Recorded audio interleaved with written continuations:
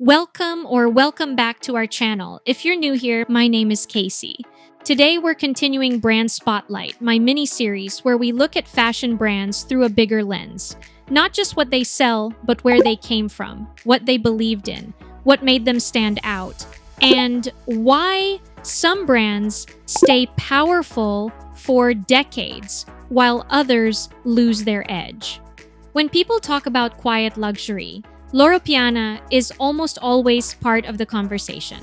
But I think the brand becomes much more interesting once you stop looking at it only as a trend reference and start looking at what it actually built over time.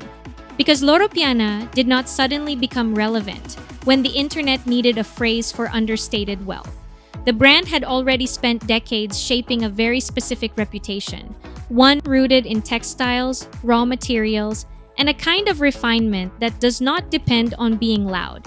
Even on its official site, Loro Piana defines itself through its specialization in cashmere, vicuña, and extra fine wool, which already tells you a lot about how it wants to be understood. For today's brand spotlight, I want us to look at Loro Piana beyond the surface, not just as a quiet luxury label, but as a house with a very clear history, a very controlled identity, and a reason it has managed to stay important in a market that changes all the time. What makes Loro Piana stand out is that it did not begin as a fashion brand in the way many people might assume.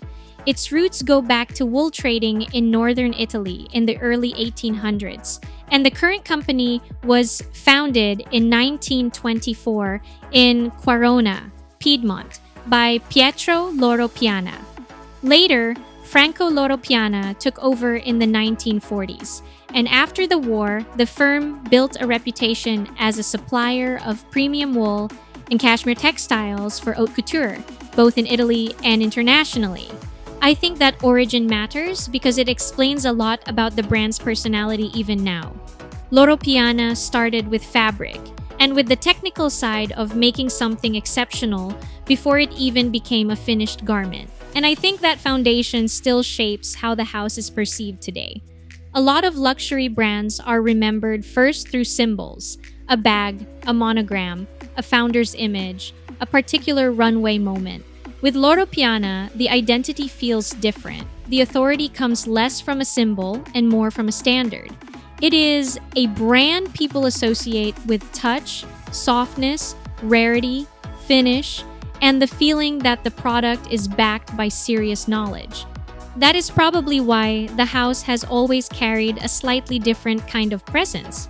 When LVMH describes Loro Piana, it places real emphasis on the world's finest and rarest raw materials, along with craftsmanship and technical excellence. That is not just marketing language layered on top of the brand. That is the brand. The company's story has always been closely tied to finding, refining, and elevating extraordinary natural fibers. And once you understand that, a lot of the brand's image starts to make more sense. Loro Piana is often described as understated, but understated is only the visual result. The deeper identity is really about discipline, about precision, about knowing exactly what the house wants luxury to feel like. It is not trying to impress through excess or theatrics. It is trying to create a kind of quiet certainty. That becomes even clearer when you look at the fibers the brand is known for. Cashmere is obviously central to the Loro Piana name, and the house says it has spent more than 40 years committed to sourcing some of the finest Mongolian cashmere, working with local cooperatives and herders while maintaining a long-term focus on excellence in this area. Then there is baby cashmere, which is one of the brand's most recognizable signatures. Loro Piana explains that this idea came from Pierluigi Loro Piana, who discovered the exceptional softness of the underfleece of Caprahircus goat kids and spent years persuading herders to separate that fiber because the quantities were so limited. That detail is telling. It shows the brand's mindset very clearly. Loro Piana is not only interested in luxury as a final image, it is interested in luxury as a process of pursuit, sometimes a long and patient one, where technical knowledge and persistence matter just as much as taste. The same can be said of Vicuña, which may be one of the strongest examples of how the brand built prestige through rarity and stewardship at the same time. That matters because it adds another layer to the brand's identity. It is not just selling rarity as status, it is also framing its role as one of preservation, expertise, and long-term responsibility. So if we ask what Loro Piana's vision really is, I do not think it can be reduced to one neat slogan. But the message across the brand is actually very consistent. It is a house built around exceptional natural materials, Italian craftsmanship, refinement without unnecessary display, and a belief that true luxury begins far earlier than the finished product on the rack.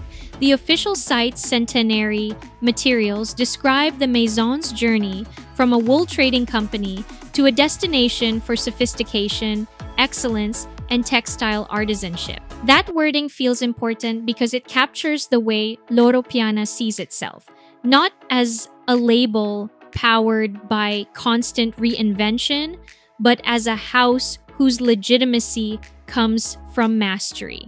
And I think this is exactly where the brand's longevity starts to make sense. Loro Piana is still relevant because it was never built on the kind of things that fade the fastest. What it built was trust. Trust in material quality, trust in finish, trust in consistency, and trust in the fact that the brand would keep returning to the same core values rather than reshaping itself every few years just to look current. That kind of trust is very difficult to manufacture. And in fashion, where so much attention is temporary, that can become a real advantage. The business side of the brand also helped reinforce that stability. In 2013, Loro Piana joined LVMH, which brought the resources and scale of a major luxury group while preserving the house's identity as a textile-driven Italian maison. Today, LVMH continues to present it as a brand built on exceptional materials, craftsmanship, and excellence, which suggests that even within a global luxury group, the clearest value of Loro Piana is still the same one it has had for years. At the same time, the brand has not remained static. Its more recent initiatives show that it understands heritage alone is not enough.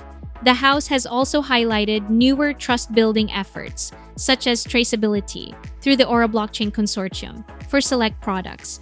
That is interesting because it shows Loro Piana trying to update the meaning of credibility for a modern customer without stepping away from its core language of fiber, source, and craftsmanship. The brand has evolved without becoming unrecognizable to itself. I think that matters more than people realize. A lot of brands survive by stretching into many identities at once. They become trend-driven in one season, heritage-driven in another, and image-driven whenever needed. Loro Piana has stayed much narrower than that. In some ways, that restraint is exactly what gives it strength.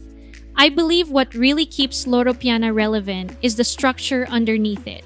A long history in textiles, a devotion to exceptional fibers, a controlled and coherent brand identity, and a standard of excellence that has been repeated often enough to become believable. The brand was built over time, through a clear standard, deep textile knowledge, and an approach to luxury that feels considered rather than performative. That is what gives the brand real presence. That is what makes it lasting.